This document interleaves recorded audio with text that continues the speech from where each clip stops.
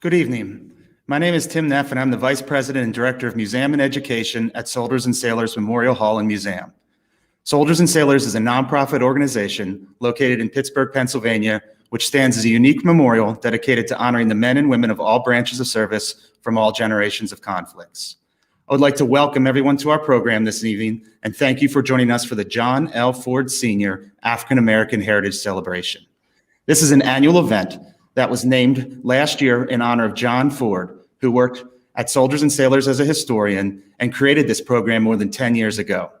He was also a very good friend of mine, and I would like to welcome any of his family members who are joining us tonight. This is a very different year, isn't it? And for sure, things are very changing all the time. And this is really one of our first virtual events here at Soldiers and Sailors, so we're very proud to bring it to you this evening.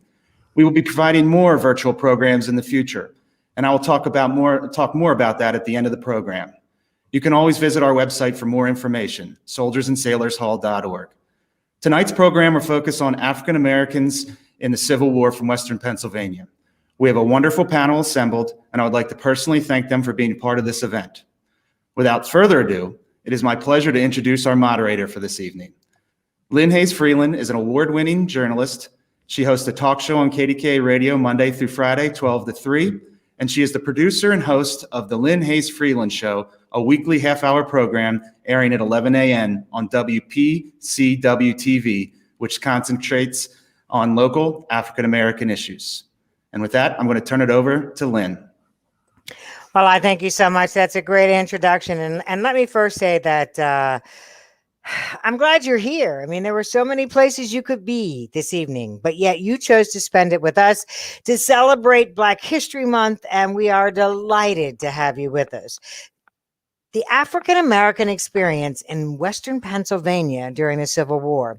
It's a great title. When I first heard the title and I was asked to be a part of this, I realized how little I knew about that period of time, how little I knew about our area in that period of time. In fact, when I first saw the letters USCT, it took a while for me to figure out that the CT was for colored troops. So I'm glad to be here today because we're going to walk away with a lot of new information, a lot of good information. Now, it's my instinct always as a reporter, as a talk show host, when I don't know something, I go right to my computer. I Google it. I put it in a line. I Google it. But what I realized was if I were to Google this period of time, I would get facts. I would get figures. I would get numbers, but I wouldn't get the heart and soul of the era that we're talking about. So I deliberately didn't do that because we have an amazing panel of experts tonight that are going to give us so much more flavor than I would ever find on the internet. I am excited about that. So one thing I did learn about this period of time, however, was that much of the manner of communications was done through drums. And as we explore this connection, I want to just take a minute to recognize John L. Ford Sr., because John L. Ford put his heart into everything that he did. In fact, I remember the last time John Ford came and spent an hour with me in the studio at the radio station, and we could have gone 2 hours longer talking about a period in time in history. But that's who John was. He put his heart into everything.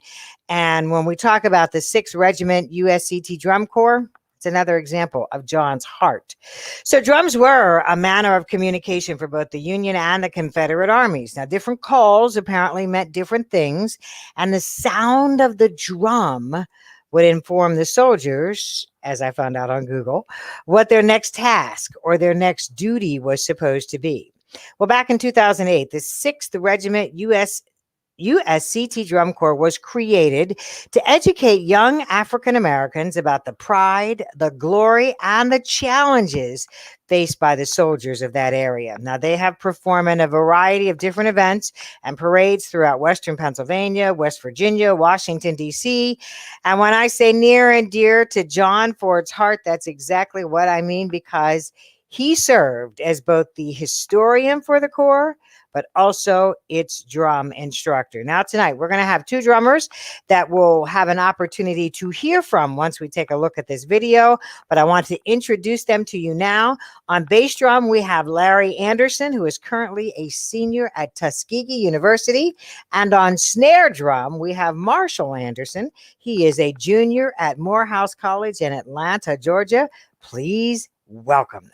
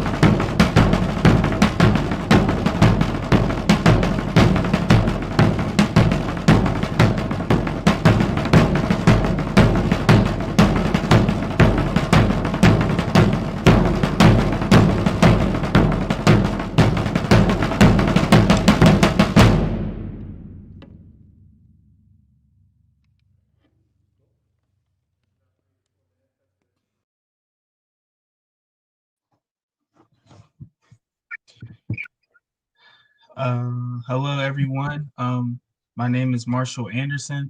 I am a junior theater and performance major at Morehouse College. I am the snare drummer of the USCT 6th Regiment United States Color Troops, located north of Philadelphia.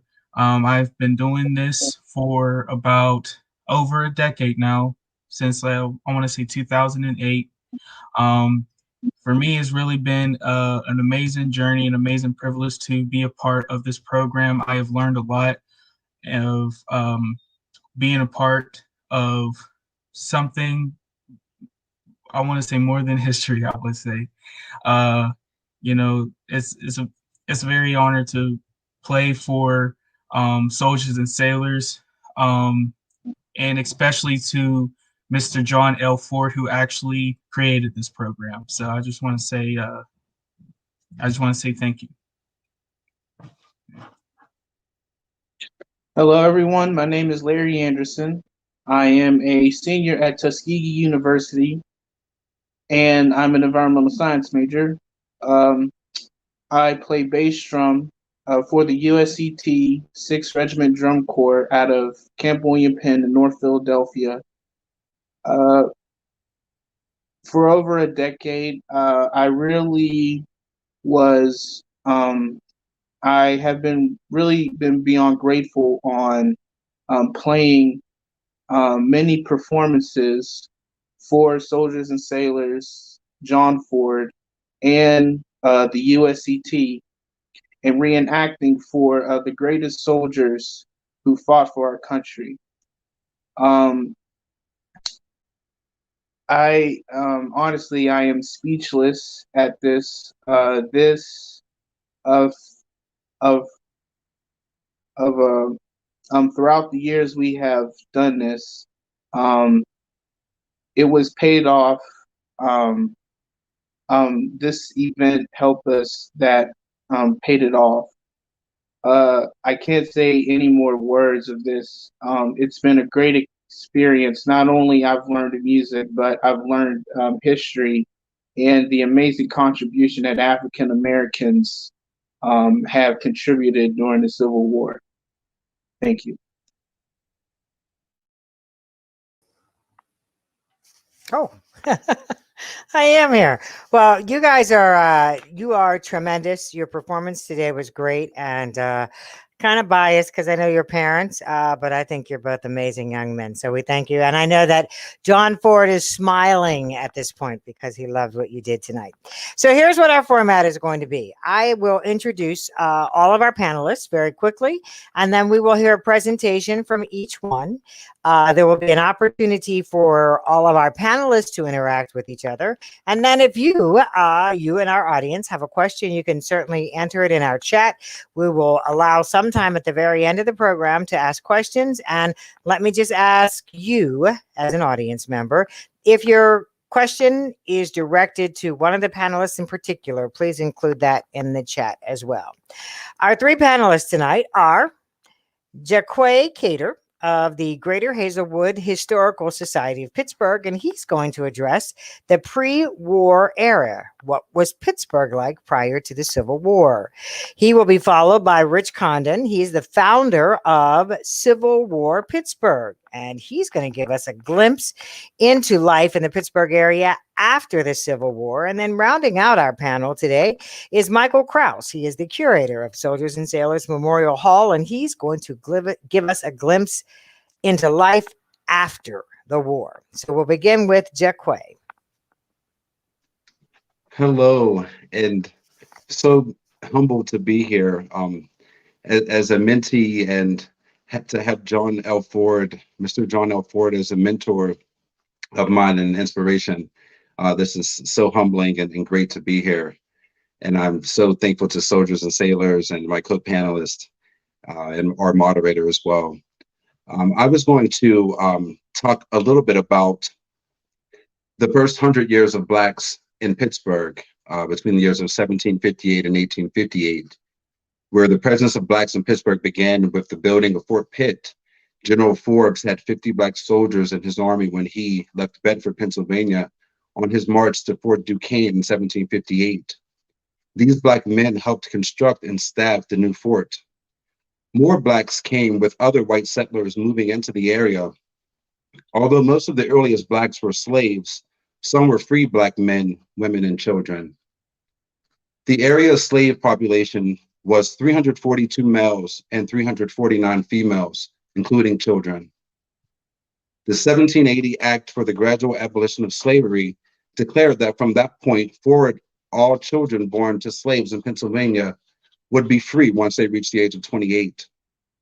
By 1788, the population in the city and the area around it had grown to the degree that the state legislature created a new county there called Allegheny and established Pittsburgh as the county seat. 8 free Black men signed the petition to create Allegheny County. According to the 1790 census, there were 159 slaves and 12 free Blacks living in Allegheny County.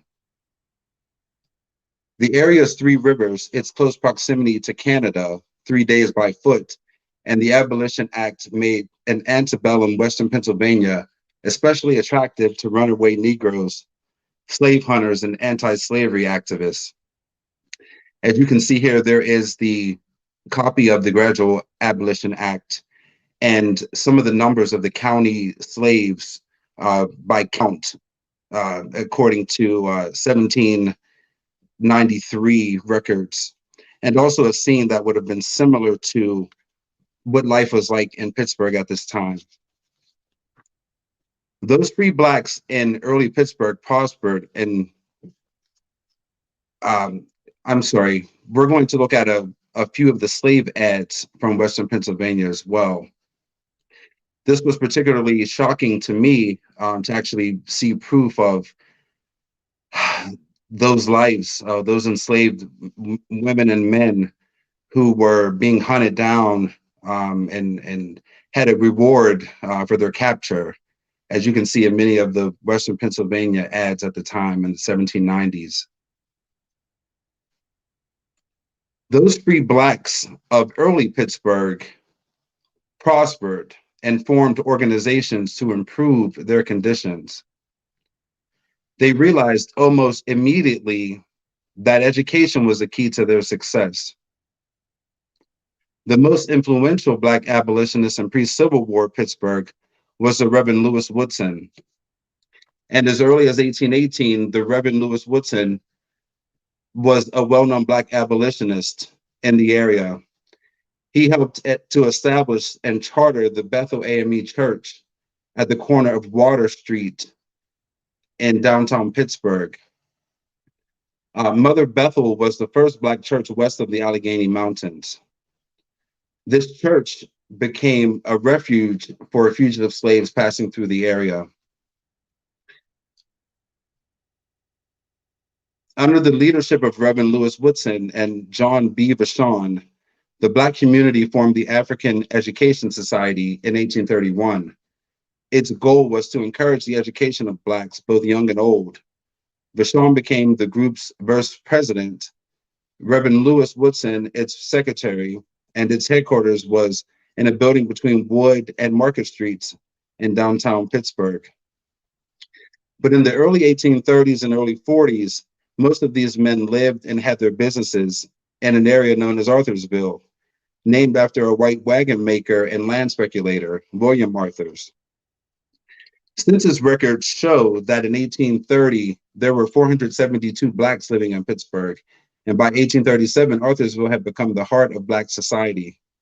There were 110 Black families, 36 of whom owned property, living in what was the single largest African-American neighborhood in antebellum Pittsburgh. This circuit of Underground Railroad activity was so active and cunning in that area, it was reputed to be a place where the slave hunters would avoid. In 1931, Martin Delaney, who was born free in West Virginia, traveled 150 miles by foot to Pittsburgh from Chambersburg to study at this school that was also formed at the Bethel Church. He studied under abolitionist doctors such as Francis Lemoyne of Washington County and Joseph P. Gasm of Pittsburgh. And in his early 30s, he founded the first Black edited newspaper west of the Allegheny Mountains, the Mystery. He then traveled to Rochester, New York to help Frederick Douglass publish his North Star Journal. And Frederick Douglass would recount that how marveled he was that Delaney celebrated and embraced his Black identity, in contrast to Douglass's own emphasis on equality between the races. Frederick Douglass said, "I thank God for making me a man simply, but Delaney always thanks him for making him a Black man."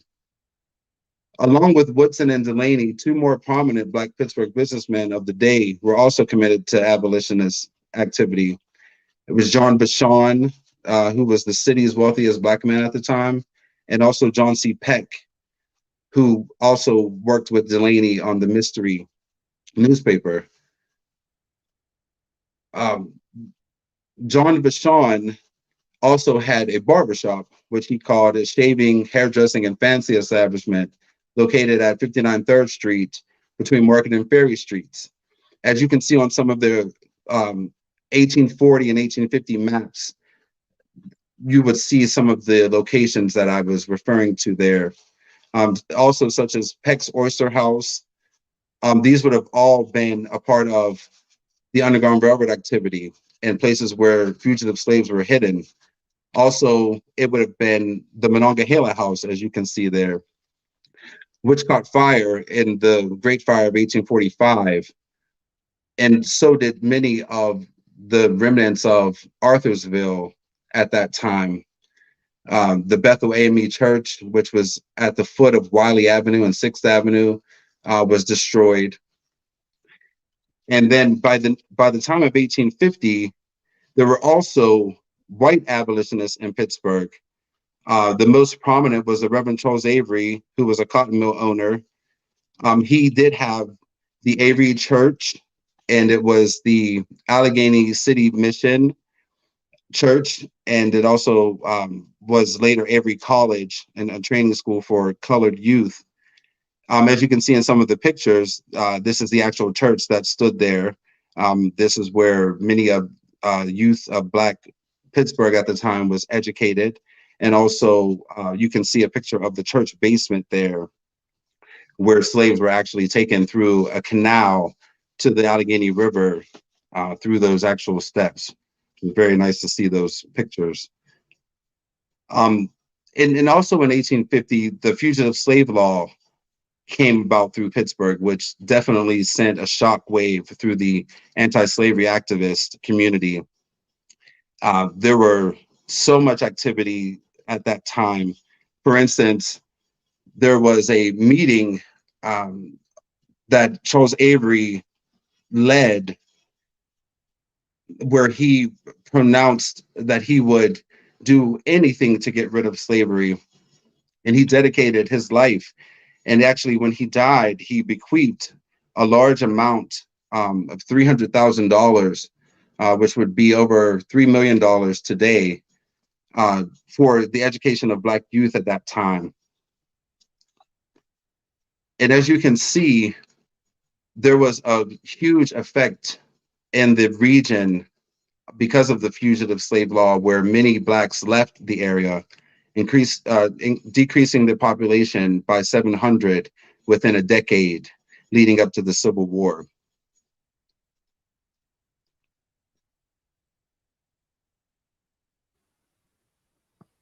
Thank you so much, Jaquay. And what we will do, as I mentioned earlier, if there are folks in the audience, we'll take your questions. I have a couple notes. I have questions, but we'll keep going, and then I'll come back and ask you those questions. In the meantime, let's move on to Rich Condon. He is the founder of Civil War Pittsburgh. Rich. Hello, thank you for having me, and it's a pleasure to be a part of this panel. And I want to, thank Soldiers and Sailors Memorial Hall and Museum for having me this evening. So, as mentioned before, I'm going to talk a little bit more about what's going on during the American Civil War with Pittsburgh's African American population.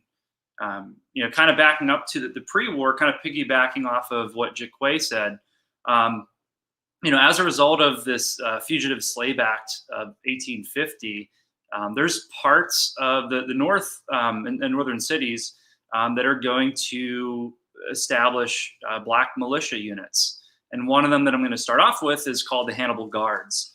The Hannibal Guards, it was a small militia unit that was created in 1855, 5 years after the Fugitive Slave Act, by a man named William Sirwell, who during the Civil War is actually going to be commanding the 78th Pennsylvania Infantry, which is a regiment recruited all from Western Pennsylvania.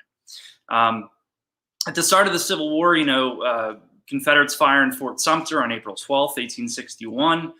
Shortly after, Abraham Lincoln is going to put out a call for 75,000 troops. And, war fever is going to sweep across the nation. You see the white population of Pittsburgh is enlisting left and right, but also the African-American population. The Hannibal Guards that had originally started as a pre-war militia unit are going to offer their services.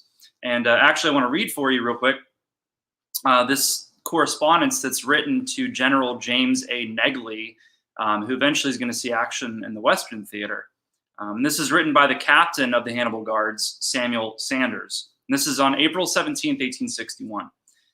He says, "As we sympathize with our white fellow citizens at the present crisis, and to show that we can and do feel interested in the present state of affairs, and as we consider ourselves American citizens and interested in the commonwealth of all our white fellow citizens, although deprived of all political rights, we yet wish the government of the United States to be sustained against the tyranny of slavery, and are willing to assist in any honorable way or manner to sustain the present administration. We therefore tender to the state the services of the Hannibal Guards." And this is sent out, as I said, on April 17th. Shortly after, they're going to get word that their services are not needed, as said by the state. Governor Andrew Curtin of Pennsylvania was given no authority by the federal government to enlist African-American troops, unfortunately. And that's how it's going to be for the first half of the war, really. You know, the next year in July, they're going to pass the Second Confiscation Act, which allows African-American troops to enlist, but essentially as laborers. It's not until the passage of the Emancipation Proclamation on January 1st of 1863 that you're going to see African-American troops enlisting on a large scale. You know, the Emancipation Proclamation is basically saying it frees enslaved people in states that are engaged in open rebellion. It doesn't necessarily apply to the border states like Kentucky, for example, or Maryland, that also have enslaved people. But it also lays the groundwork for African-American troops to enlist. But you don't really see African-Americans enlisting on a massive scale until you know, March to May of 1863. You know, I think a lot of people who are watching this program tonight, if you're a Civil War buff, you've probably seen the movie Glory. Came out in 1989, which is about the 54th Massachusetts Infantry, which was an all African-American unit from the Boston area, Massachusetts. What's not known about that regiment, though, is that a lot of the guys serving in that regiment were not from Massachusetts. Roughly almost half of their number are from Pennsylvania. You know, there are recruiters coming from Boston to Allegheny County recruiting African-American troops. The number of African-American troops that go out during the war is numbered about 160. I would say it's probably more than that. But you see quite a few in the 54th Massachusetts, as well as the 55th Massachusetts, which was their sister regiment, also an all African-American regiment. But come May of 1863, the Bureau of Colored Troops is created. And, you know, as Lynn had mentioned earlier, USCT, U.S. Colored Troops. This is where you start to see this coming up quite often. And, you know, the USCT troops in the North, you're going to see most of them being recruited from Pennsylvania. At least 8,000 African-American troops are going to be recruited from the Keystone State. In June of 1863, you're going to see Camp William Penn established out near Philadelphia. Camp William Penn is a massive training camp, and it's dedicated to solely African-American or USCT troops, which you see pictured right here. This photo is actually of Camp William Penn circa 1865. This is the 26th USCT pictured here. The camp is going to operate for quite a while, producing 11 regiments of USCT troops and approximately 11,000 black troops, which is pretty significant. You know, among them, you're going to have the 6th USCT, the 6th USCT, which the very start of the program, you saw the Drum Corps. They're going to see pretty significant action throughout the Civil War. You know, places like Fort Fisher or Petersburg. One I want to kind of touch on real quick is the engagement at Newmarket Heights in Virginia, which is not too far away from Richmond. The gentleman you see pictured here is First Sergeant Alexander Kelly. He's from the Pittsburgh area. He actually enlisted in Allegheny City, which is now Pittsburgh's north side. And he enlists early in 1863. The regiment is going to be essentially, you know, graduating from Camp William Penn in September of 63.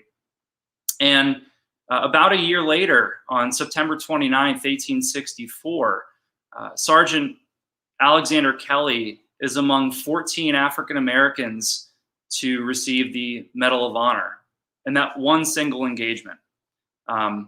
He actually is given the Medal of Honor for saving his regiment's flag, the 6th USCT flag, and he serves out through the rest of the war. Eventually, you know, moving to Pittsburgh and actually settling down in Pittsburgh's East End neighborhood. But while this is going on, while these troops are serving out on the front, what's happening at home? What's happening in Pittsburgh? Something I want to touch on real quick. Here is the story of Fort Robert Smalls. In the summer of 1863, as USCT troops are being sent out to Camp William Penn and eventually out to the war front, here on the Pittsburgh home front, there was a big fear that Confederate troops moving up into Pennsylvania would move toward Pittsburgh and assault the city. And as a result, the citizens of Pittsburgh are going to build 37 fortifications around the city of Pittsburgh, earthen fortifications. And one of them, which would have been in Pittsburgh's Arlington Heights neighborhood near the Mount Washington area, was built by the African-American community of that area, and it was named Fort Robert Smalls, who you see pictured here. Robert Smalls is actually, he was born enslaved and basically found his own way to freedom in Charleston Harbor, South Carolina, and became a national celebrity by 1863. So actually, kind of relating back to something Jaquay said regarding John Vachon, his son George B. Vachon was a teacher at the Avery Institute or Avery College in Allegheny City, and he recommended that this fort be named in honor of Robert Smalls. And actually, the earthen fortification stood, I believe, until about the 1930s in that Arlington Heights neighborhood. Finally, kind of moving on here, I want to talk a little bit about Martin Delaney, which Jaquay touched on a bit earlier. Martin Delaney had lived in Pittsburgh during the pre-war period. He was a big champion throughout the war for African-American enlistment. And Delaney, eventually, when African-Americans were permitted to enlist in the U.S. Army, he was a big champion for enlistment, and he actually traveled around the Union recruiting Black troops for these USCT regiments. Delaney is probably most well known, I would say, as being the first commissioned officer that's African-American. You can see here in this photograph, this is actually taken after his commission. He has the shoulder bars as Major Martin Delaney. Delaney actually met with, as he claims, President Abraham Lincoln in February of 1865 with the idea of recruiting essentially an army of African-American troops to move through the South. And after his commission, he's actually sent to the South Carolina Low Country. He's sent to Hilton Head, South Carolina, and eventually Charleston. And his son, who actually was serving in the 54th Massachusetts, is going to be serving on his staff. He didn't really see any action in the field, but he played a major role in the African-American experience during the Civil War. Kind of an interesting turn of events at the very end of the war, where the war started at Fort Sumter. Martin Delaney takes a boat out to Fort Sumter as almost like a reclamation ceremony and raising the United States flag in Charleston Harbor. And the boat that he's taking out to Fort Sumter is the Planter, piloted by Robert Smalls. So it kind of comes full circle. And actually, Delaney is going to stay down here for quite a while in the Low Country, working for the Freedmen's Bureau and working for freed African Americans in the South. Thank you so much for that. And to all of our panelists, I mentioned earlier that if you wanted to interact, we'd allow a little time for that, and then we would have time for full questions at the end. I'm going to save my questions, but let me just ask, are there any questions among the panelists for either Jaquay or Rich? I'll take that as a no. We'll finish our panel then with Michael Kraus. Michael, welcome. Your microphone. Michael, your microphone. There you go. Thank you, Lynn. That's a big help. I too would like to express my gratitude and appreciation to John Ford. I worked with him at Soldiers and Sailors. He opened my eyes to many things, and thankfully so, I'm able to look at African American history. And I always think, what would John have said about this, or how would John have interpreted it? So I carry a bit of them with me. And I'm going to talk about after the war, Pittsburgh and Western Pennsylvania after the war.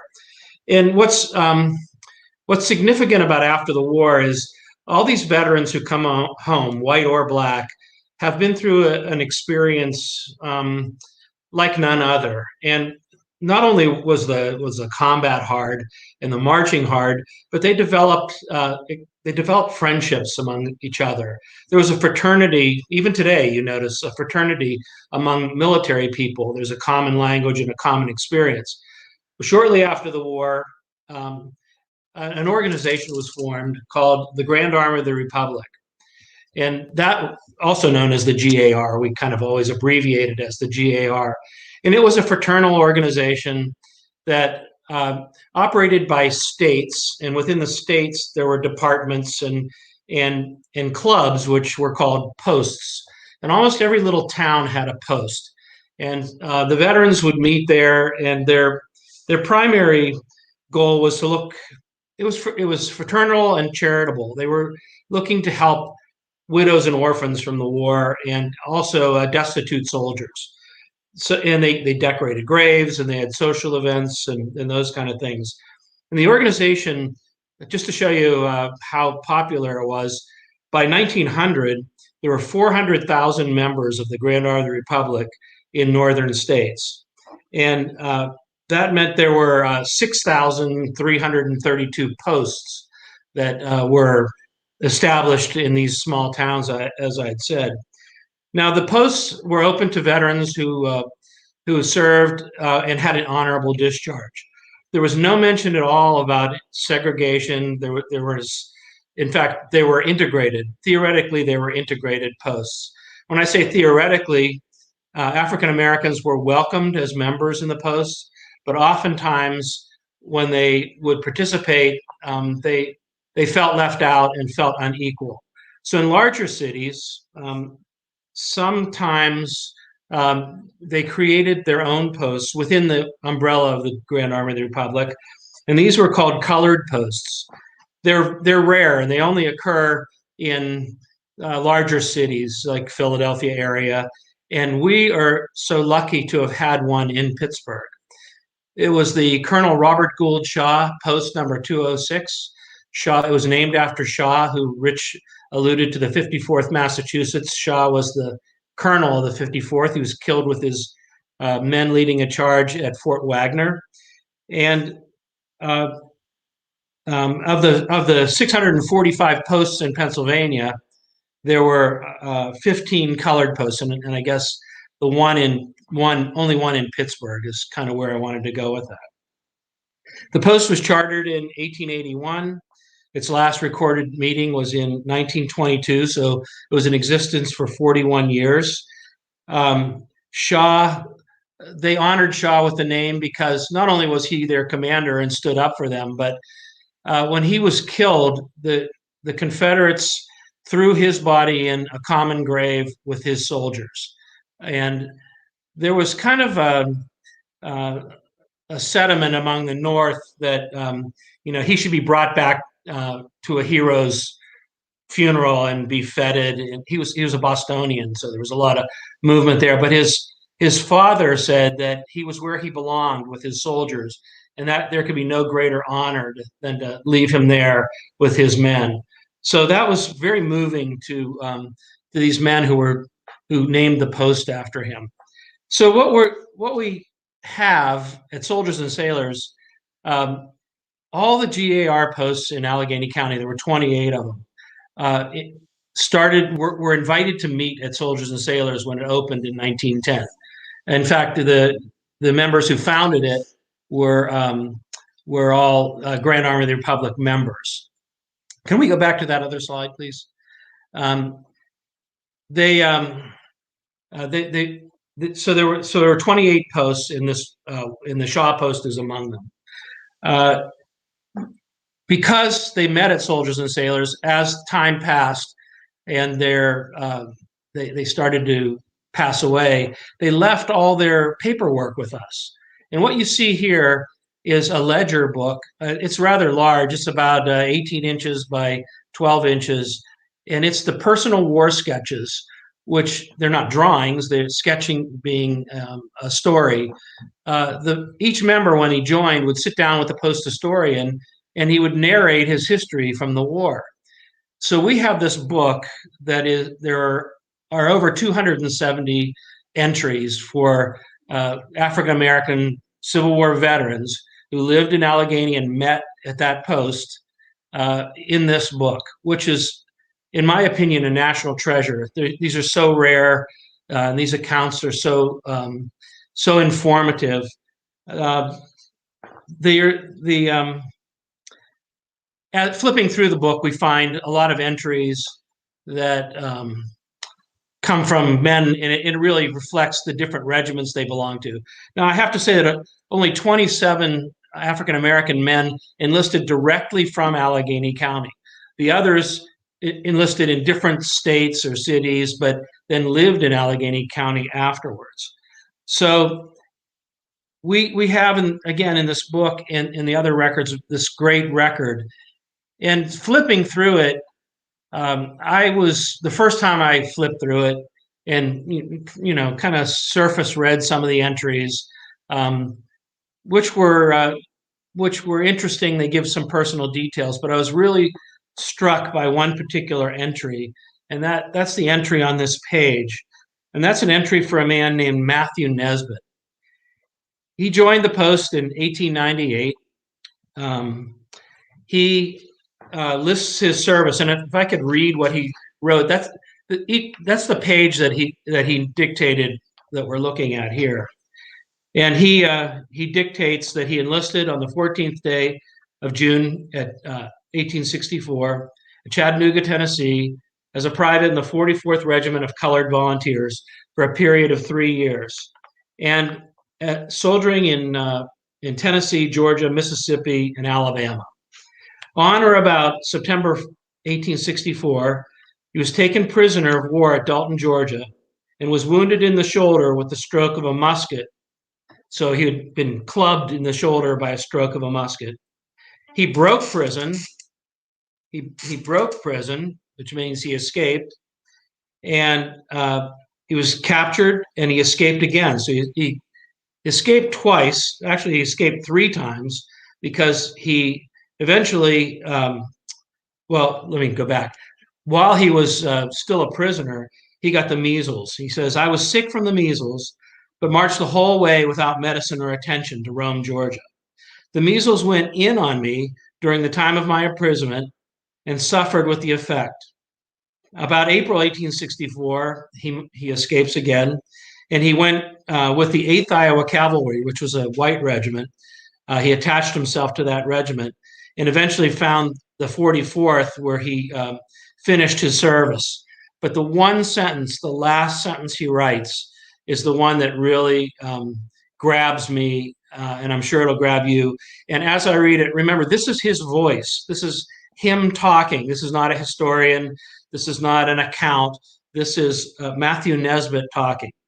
"I was a slave, and I was owned by William Nesbitt of Gwinnett County, Georgia.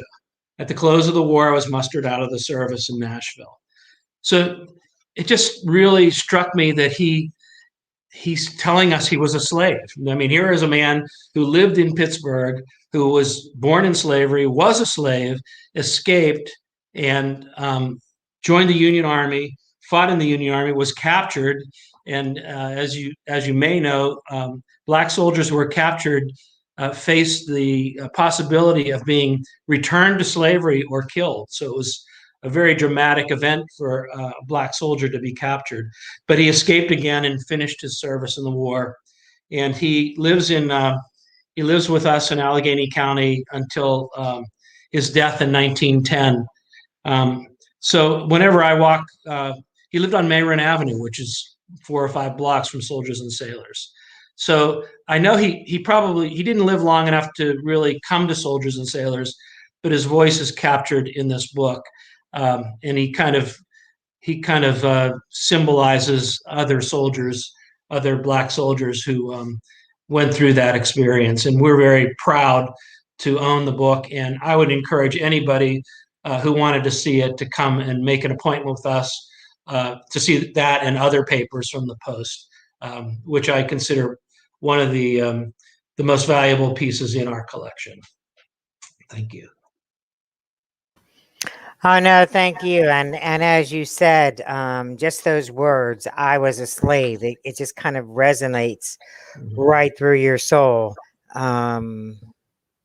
Yeah. Let's talk about questions. So, depending on where you're joining us or from what format you are joining us, if you're watching on YouTube, probably the best thing is going to do, if you have a question, you can email it to us. And the email address is Soldiers and Sailors Pittsburgh. That's all one word, Soldiers and Sailors Pittsburgh @gmail.com. I think all of the other streams, your questions will show up in the chat. If I'm correct. If I'm incorrect, someone will tell me in the chat. So I don't know if you all want to interact with each other or not, but I do. Jaquay, I have a question for you. I have so many questions and so many notes. So Mr. Vashon, is it Vashon, Vashon? Yes. You mentioned that he was a man of means. Do we have any idea where those means came from? Wow. Well, he was a barber, by trade. So that was a very well respected and, by all accounts, pretty well paid position at that time. He would have had white and black patrons, downtown in Pittsburgh. And he actually specialized in wig making as well, and had a clothing store. So he was a bit of an entrepreneur. I was definitely trying to fit 100 years of Black Pittsburgh in 8 minutes. So there was just so much I couldn't say, and I kind of ran out of time. But we'll definitely follow up with this, and I appreciate that question. And I have one more, if you guys don't mind. I won't take up all the time for questions, I promise. But so many of them were centered in downtown. So what happened? Was there something that happened that the people of color ended up migrating from downtown? Well, actually, they would have lived along the Monongahela. Well, their businesses would have been centered along the Monongahela River, right there on Smithfield, and today at Fort Pitt Boulevard. But they did live closer to what is today the Lower Hill District. So that was that Arthursville, which was basically right in the city, but going up the hill with just a little bit there. As you know, Wiley Avenue went all the way into the city at one point, so they were right at the end of Wiley Avenue there. Right, which is what they're trying to do now, bring that back. Anybody want to jump in? Or, because you know me, you give a talk show host a microphone, I'll keep going. Richard, go ahead. I have a question for you, Jaquay. Yes. Is there any correlation between Arthur Street and Arthursville? Absolutely, there is. Arthur Street would have been the center of Arthursville.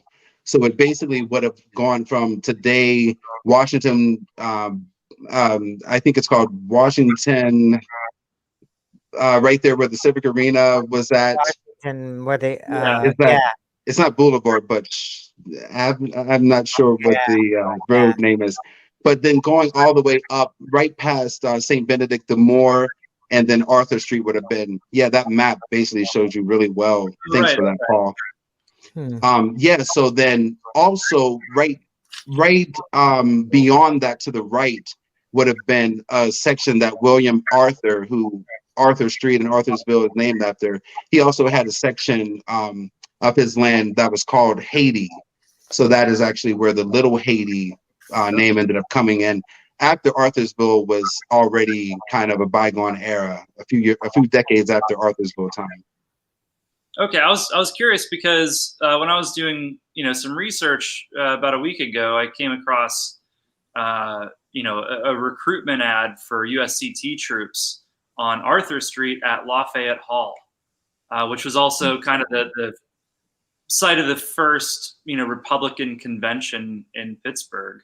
But it was also I think it may have been at one of the earlier Black churches. I actually have a old map that I can show you. I just wasn't able to include it, but I'll share that with you.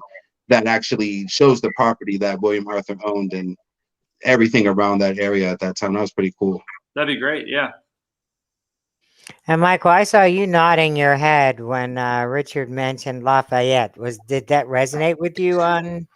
Yeah, Lafayette Hall, it was the scene of of a lot of activity, political. And I was just thinking post-war, we have some pamphlets of early reunions from Pittsburgh regiments that were hosted at Lafayette Hall. So it was one of the places that could accommodate those kind of venues at the time. Wow. I actually had a question because I did come across a Martin Delaney post. Is that one of the 15 or so colored posts that you came across as well? Yeah, it is. Yeah. Yeah, there's a good listing. There's a site, Sons of Union Veterans, SUV. But if you just query GAR posts in Pennsylvania, it'll pop up and it'll give you the 645 posts in the state with addresses and when they met, and you can see you can find the 15 posts within that list. I think the Delaney post was in Chambersburg, right? That sounds right. I think so. I came across it in a Pittsburgh paper, but I'll share that with you as well. I thought it may have been in the Hill District, but we'll have to check on that. Well, you know what? It might have been come to think of it, I think there was an auxiliary, a ladies' auxiliary that was. I believe so. Yes, this would have been with ladies. A circle. Yeah, right. It was the Martin Delaney Circle. Yeah. Wow. But did that have any connection to the GR post, or was that? Yeah. Oh, definitely. Oh. Yeah.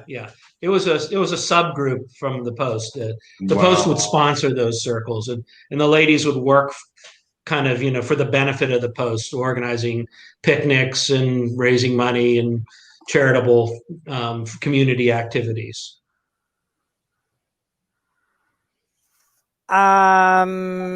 Quick question for Richard. You mentioned there was a surge in enlistments in 1863. Do we have any idea what prompted that? The surge of enlistments in 1863.